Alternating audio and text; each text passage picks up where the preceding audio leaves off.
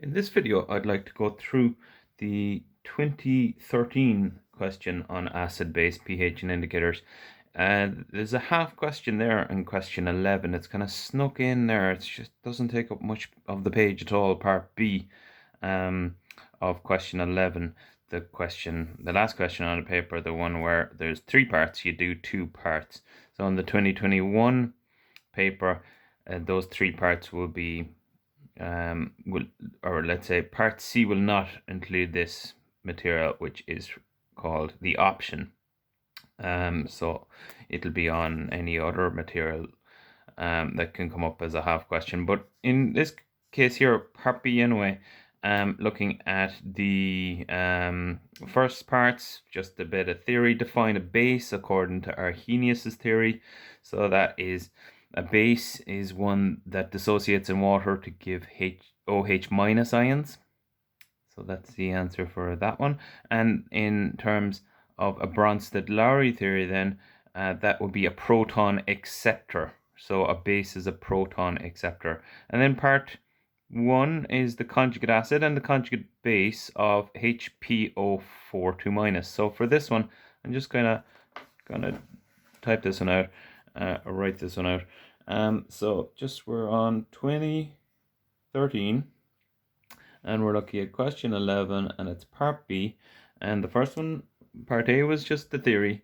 So part B now, or part 2, I should say, is looking at the conjugate acid and the conjugate base of this substance HPO4 2-. Okay, and we're going to be doing it twice. We're going to go HPO4 2-. So for one, we're going to be finding the conjugate acid. So here we're going to find the conjugate acid. And in this one, we're going to find the conjugate base. And this is how I would do it. It's the same substance, but you're finding the conjugate acid of it, you're finding the conjugate base of it. Now, if you're finding the conjugate acid of it, it must be acting like a base. Okay, and if you're finding the conjugate base of it, it must be acting like an acid. And obviously, you can do these in any order. But we've just kind of defined what a base is according to Bronsted-Lowry. And we said that the base in Bronsted-Lowry is a proton acceptor. So if it's going to accept a proton, the conjugate acid is going to be a H plus more than it. So it's going to be H2PO4. And because it's a H plus more, it's going to get rid of one of the minuses to bring it down to H2PO4 minus. And that's the answer for part 1 of the second part. And then part 2, if it's acting like an acid, and you know that Bronsted-Lowry says that acids donate protons, it's going to be a H plus less. So we're going to get rid of a H plus. We're going to say it's PO4, and it's going to have an extra minus because it's lost a plus. So that's the conjugate base of this substance, PO4 3-, and 3 marks for that. Moving on then, we're looking at a calculation with regard to ammonium hydroxide. They tell us that ammonium hydroxide, and they've given us the formula here, NH4OH, is produced by dissolving gaseous ammonia in water.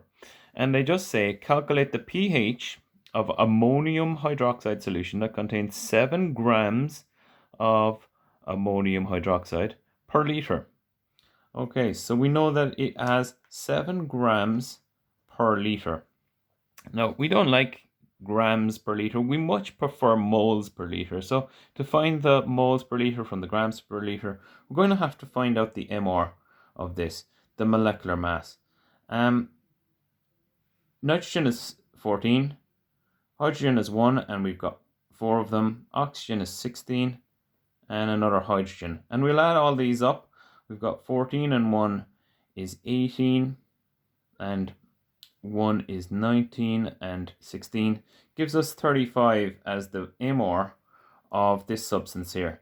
So we're going to take our 7 grams and divide by our MR, and we're going to get 0.2 moles per liter because it's mass in grams divided by the MR will give us the number of moles. So that formula comes up again and again, mass in grams divided by MR, and you'll find the number of moles per liter. And now we can kind of work ahead because we know the molarity, we know the moles per liter, and we've been told the dissociation constant for this, and we've been, it's a KB, so we can presume from that it's a weak base. So what we're going to be finding out first is we're going to be finding out the OH minus concentration. And we do that by using this formula Kb by Mb square rooted. And we've just found out the Mb, the molarity, and they've given us the Kb in the question. Kb in the question is 1.8 by 10 to the minus 5 and multiply that by 0.2. And that'll give us the OH minus ions concentration.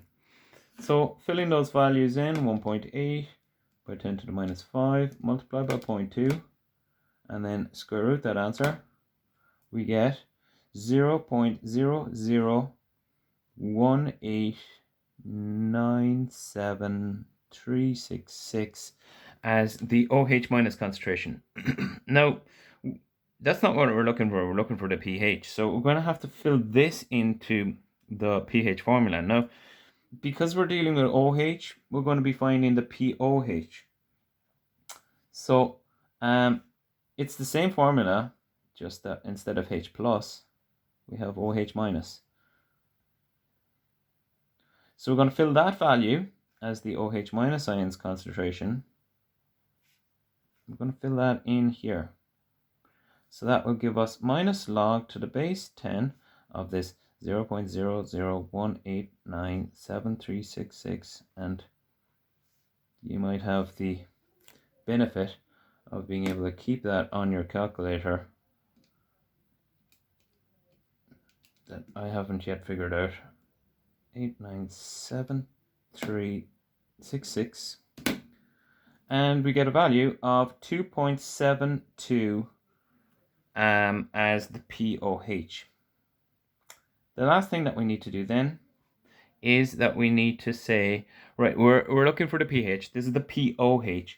All we have to do is take the POH away from 14. So 14 minus 2.72, and that'll give us our pH. So if we subtract it from 14, we'll get 11.28 as the pH, because, just a reminder, pH plus POH is equal to 14. Just that's the formula that we use there, and that's why we subtracted from 14. And that completes the question B half question from 2013 on pH and indicators, acids and bases, and hopefully that made it a bit clearer.